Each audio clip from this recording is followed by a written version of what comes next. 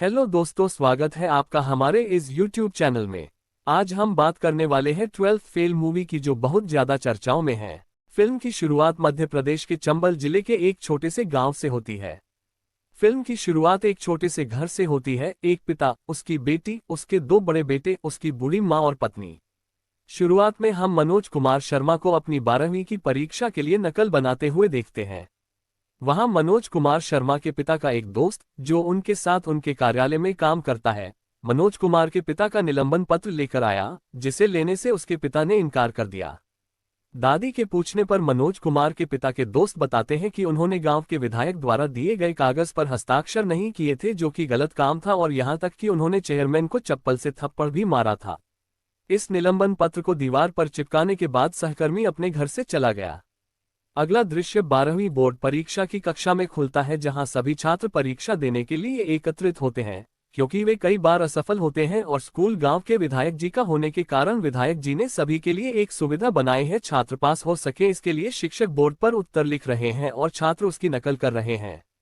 इसी बीच क्लास में एक ईमानदार डीएसपी आया, और वहां क्या हो रहा था, वह प्रिंसिपल के ऑफिस में चला गया, जहां प्रिंसिपल उसे रिश्वत दे रहा है। डीएसपी ने स्कूल के प्रिंसिपल को रिश्वत की रकम के साथ गिरफ्तार कर लिया और उसकी तस्वीर भी ले ली। आगे हमें पता चला कि मनोज कुमार और उनके भाई फिर फेल हो गए हैं। उनके पिता भ्रष्टाचार के खिलाफ लड़ने जा रहे हैं। वह गर्मजोशी भरे मन और अपने परिवार के सभी सदस्यों को आंसुओं के साथ विदा करते हुए घर से निकले। मनोज कुमार और उनके भाई ने एक जुगाड़ बनाया है ताकि उन्हें अपना घर चलाने के लिए थोड़े से पैसे मिल सकें। वे फिर से मुश्किल में पड़ गए जब विधायक जी के गुंडों ने जुगाड़ से एक परिवहन वाहन को रोका और एक भ्रष्ट पुलिस अधिकारी ने दोनों को गिरफ्तार कर लिया। भ्रष्ट पुलिसकर्मी और मनोज कुमार के बीच लंबी बातचीत के दौरान मनोज कुमार को छोड़ दिया गया ताकि वह पुलिस अधिकारी को मारने के लिए अपनी बंदूक ले सके, लेकिन उसने अपने मन से काम किया। वही ईमानदार डीएसपी क्वार्टर में गया और उसे सारा माजरा समझाया। चूंकि मनोज एक परिपक्व व्यक्ति की तरह उससे बात कर रहा था, इसलिए डीएसपी उसके साथ पुलिस स्टेशन जाने पर सहमत हो गया। वहां पहुंचकर वह भ्रष्ट पुलिस अधिकारी को मनोज कुमार के भाई को रिहा करने का आदेश देता है। जब वे अपने घर जा रहे थे तो उन्हें डीएसपी ने लिफ्ट दी। वहां उन्हें पता चला कि मनोज कुमार उस स्कूल के छात्रों में से एक थे जहां उन्होंने नकल करना बंद कर दिया। उन्होंने मनोज कुमार को सिखाया कि नकल करना गलत है, आपको कड़ी मेहनत करनी होगी, और ले गए। अब धोखा न देने का वादा करो। मनोज कुमार डीएसपी की शक्ति से प्रभावित थे, क्योंकि वह भी एक शक्तिशाली पुलिस अधिकारी बनना चाहते थे। इसलिए वह बीए में स्नातक की पढ़ाई पूरी करने के लिए गांव से बाहर चले गए। अपनी डिग्री पूरी करने के बाद वह घर गए और अपनी मां से कहा कि वह पीसीएस की ट्रेनिंग करना चाहते हैं। उनकी दादी ने उन्हें अपनी जीवन भर की पेंशन राशि दे दी और कहा कि वह किसी को यह न बताए कि उन्होंने उन्हें क्या दिया है। उसने अपने गांव से अलवर के लिए बस पकड़ी। अलवर बस स्टैंड पर पहुंचने के बाद कंडक्टर ने उसे जगाया। वह ये जानकर हैरान रह गया कि उसका बैग और उसकी सभी जरूरी चीजें चोरी हो गई हैं। उसने कंडक्टर से पूछताछ की तो पता चला कि उसके पास बैठी महिला 30 मिनट पहले ही बैग ले गई है। अब सब कुछ मनोज के दिमाग में चल रहा था, क्योंकि उसने अपनी दादी द्वारा दिए गए पैसे खो दिए थे। उसके पास पीजी के लिए भुगतान करने के लिए कोई किराया नहीं था। उसके पास कोचिंग के लिए पैसे नहीं थे। उन्हें पता चला कि पीसीएस परीक्षा 2 साल के लिए रद्द कर दी गई है।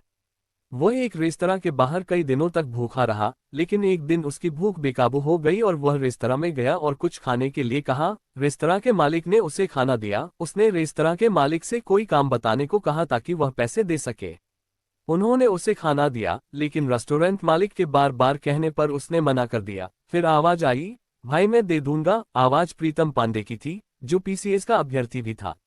लेकिन अब प्रीतम पांडे आईपीएस या आईएएस अधिकारी बनने के लिए यूपीएससी की तैयारी के लिए दिल्ली मुखर्जी नगर जा रहे हैं। मनोज भी चाहते थे कि प्रीतम उन्हें दिल्ली ले जाए। प्रीतम ने मनोज को हाँ कह दी और वे दोनों दिल्ली आ गए। अगले दिन वे गौरी भैया के पास गए, जो भी यूपीएससी के अभ्यर्थी थे और अंतिम साक्षात्कार तक गए थे, लेकिन उनके भाग्य ने कुछ और ही तय कर लिया था। अपने सभी प्रयास हारने के बाद उन्होंने यूपीएससी के अन्य अभ्यर्थियों को प्रेरणा देना शुरू कर दिया और उन्हें जीवन में फिर से शुरू करने के लिए प्रेरित किया। गौरी भैया को अंतिम प्रयास में असफल होते देख प्रीतम ने एक अंग्रेजी कोचिंग सेंटर का रुख किया और मनोज अभी भी गौरी भैया के साथ हैं।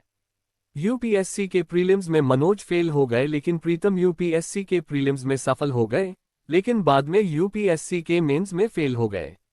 चूंकि मनोज पार्ट टाइम जॉब भी कर रहे थे, इसलिए वह चाय देने के लिए प्रीतम पांडे की कोचिंग में गए। वहां उनकी मुलाकात दीपक मोहन से हुई, जिन्होंने हाल ही में यूपीएससी क्वालिफाई किया और आईपीएस अधिकारी बने। दीपक मोहन ने मनोज कुमार को अपना वचन दिया कि जब भी वह चाहे तो आए, नहीं संकोच करना। विभिन्न कोचिंग सेंटर ढूंढने के बाद आखिरकार मनोज कुमार अंशकालिक नौकरी के लिए एक लाइब्रेरी से जुड़ गए और एक कोचिंग सेंटर से जुड़ गए। उसकी कहानी में तब मोड़ आता है जब उसकी मुलाकात श्रद्धा से होती है, जो यूपीएससी की उम्मीदवार थी और उसने मनोज को एक एरोनॉटिकल इंजीनियर समझ लिया था। यहाँ तक कि मनोज ने उसे उसके बारे में भी नहीं बताया था, क्योंकि अब उसके दिल में उसके लिए एक छोटा सा कोना है और वह डरता है कि अगर वह गलतफहमी दूर कर दे तो वह उसे छोड़ देगी। उन्होंने एक साथ समय बिताना शुरू कर दिया, उन्होंने एक साथ पढ़ाई शुरू कर दी। उनके जीवन में एक और मोड़ तब आया जब एक दिन कक्षा में एरोनॉटिकल इंजीनियरिंग का विषय पढ़ाया जा रहा था और श्रद्धा ने हाथ उठाया कि मनोज एक एरोनॉटिकल इंजीनियर हैं और इस सवाल का जवाब देने में झिझक रहे हैं। उस समय श्रद्धा को पता चला कि मनोज कोई एरोनॉटिकल इंजीनियर नहीं है, वह सिर्फ बीए पास है। वह मनोज कुमार को बिना कुछ बताए यूपीएससी के प्रीलिम्स के लिए उनके घर मसूरी चली गई। तीसरे प्रयास में मनोज फिर असफल हो गए। अपने तीसरे प्रयास में असफल होने और श्रद्धा द्वारा छोड़े जाने के बाद वह श्रद्धा से मिलने उसके घर मसूरी गए। वहां उन्हें पता चला कि वह अपनी मौसी के घर एक शादी में शामिल होने गई है, लेकिन श्रद्धा के घर के नौकर ने उनकी मदद की। घर जाकर श्रद्धा से मोबाइल फोन पर बात की। श्रद्धा ने मनोज से पूछा कि वह अपनी महत्वाकांक्षा पर ध्यान न देकर उनके घर क्यों आए, जिसे उन्हें फिर से शुरू करना है। इस समय मनोज भी अपने गांव गया, जहां उसे पता चला कि उसकी दादी अब नहीं रही, और जब उसने अपनी मां से पूछा कि उसने उसे क्यों नहीं बताया तो उसे पता चला कि उसकी दादी उसे तनाव में नहीं देखना चाहती थी। मनोज दिल्ली वापस आ गया। उसकी लाइब्रेरियन के साथ थोड़ी झड़प हुई और लाइब्रेरी छोड़कर वह एक आटा चक्की में काम करने चला गया। वहां वह 12 से 14 घंटे काम करता था और रात में वह एक ही लैंप के नीचे पढ़ाई करता था। एक दिन गौरी भैया मनोज के पिता के साथ मनोज की आटा चक्की पर आए। वह अपने पिता को देखकर अभिभूत हो गए। दोनों पिता और पुत्र ने एक निर्णय लिया। उन्होंने चौथे प्रयास की प्रारंभिक परीक्षा उत्तीर्ण कर ली। फिर एक दिन उनकी मुलाकात अपनी कक्षा में श्रद्धा से हुई। फिर वह भारत के पर्यटन पर एक निबंध लिखते समय अपने मुख्य प्रयास में असफल रहे, जिसे उन्होंने भारत में आतंकवाद के रूप में गलत समझा। वह दीपक मोहन के पास गए, जो अब आईपीएस अधिकारी हैं, और उन्होंने अपना समय मनोज कुमार को दिया। उन्होंने मनोज कुमार को एक निबंध लिखने के लिए दिया और विषय था मनोज कुमार शर्मा। वह 8 मिनट 20 सेकंड में 80 से 90 शब्द नहीं लिख पाए। दीपक मोहन ने मनोज कुमार से कहा कि यूपीएससी उनके लिए नहीं है। निराश होकर मनोज कुमार श्रद्धा के साथ बैठकर गौरी भैया की चाय की दुकान पर आए। उनके पास शराब के नशे में धुत प्रीतम पांडे आए, जो इस बार भी अपने प्रीलिम्स में फेल हो गए थे और उन दोनों को एक साथ देखकर टूट गए थे। उन्होंने मनोज कुमार को सलाह दी कि यह लड़की श्रद्धा उनकी जिंदगी बर्बाद कर देगी। अगर वह सफल नहीं हुए तो वह उसकी तरफ नहीं देखेंगे। शर्म की बात है कि श्रद्धा वहां से चली गई जहां मनोज उसके पीछे चल रहा था। उसने खुश होकर कहा कि वह उस पर न जाए। जिस पर श्रद्धा ने अपने दिल की आवाज खोली। उसने मनोज को प्रपोज किया और उससे पूरी दुनिया को अस्त व्यस्त करने के लिए कहा।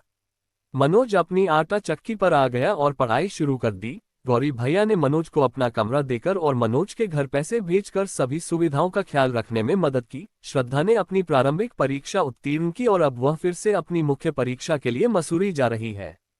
कुछ समय बाद मनोज को श्रद्धा से पता चला कि उसने इंटरव्यू पास कर लिया है और अब डिप्टी कलेक्टर है। श्रद्धा की सफलता से मनोज अभिभूत थे और अब उनका हौसला दोगुना बढ़ गया है। अपने आखिरी प्रयास में मनोज ने प्रीलिम्स के साथ साथ मेंस भी पास कर लिया। प्रीतम पांडे अपने आखिरी प्रयास में विफल रहे और मनोज की सफलता पर नाराज थे।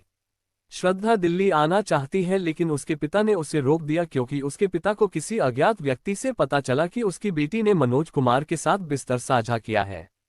पूरी चाल जानने के बाद मनोज कुमार ने प्रीतम पांडे को फोन किया।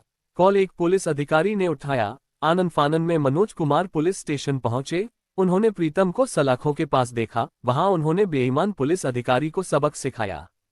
स्टेशन से निकलने के बाद मनोज ने प्रीतम का मोबाइल चेक किया। मनोज सही था कि प्रीतम ने ही श्रद्धा के घर फोन किया था। उसने अपनी बातों से प्रीतम को परेशान कर दिया। श्रद्धा के माता पिता उसकी दिल्ली जाने की इच्छा पर सहमत हो गए। वह दिल्ली आई और मनोज के साथ साक्षात्कार के लिए गई। उसने उसे एक पत्र दिया जिसे मनोज को अकेले में पढ़ना होगा। मनोज ने साक्षात्कार कक्ष में प्रवेश किया। उसके 12 डिब्बे ने सभी साक्षात्कारकर्ताओं पर बहुत प्रभाव डाला। उन्होंने मनोज को 2 मिनट बाहर इंतजार करने के लिए कहा। उन्होंने पत्र पढ़ा जिसमें श्रद्धा उनसे शादी करने के लिए कह रही थी, या तो वह आईपीएस बने या नहीं। उन्हें फिर से अंदर बुलाया गया, कुछ सवाल पूछे गए और उन्हें जाने के लिए कहा गया। रिजल्ट वाले दिन उन्हें पता नहीं था कि उनका नाम लिस्ट में आएगा या नहीं, लेकिन उन्होंने ऐसा किया, उनका नाम लिस्ट में आ गया। गौरी भैया अभिभूत थे, प्रीतम पांडे रिपोर्टर बने, उनका पूरा परिवार खुश है। अंत में हम देखते हैं कि आईपीएस मनोज कुमार शर्मा एक पुलिस स्टेशन का दौरा करते हैं और वहां उनकी मुलाकात ईमानदार डीएसपी से होती है। मनोज ने उन्हें अपना पहला निराई का निमंत्रण दिया।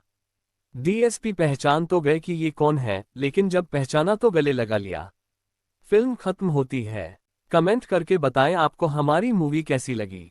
ऐसे ही और मूवीज की समरी सुनने के लिए हमारे चैनल को सब्सक्राइब करें और शेयर करें। धन्यवाद।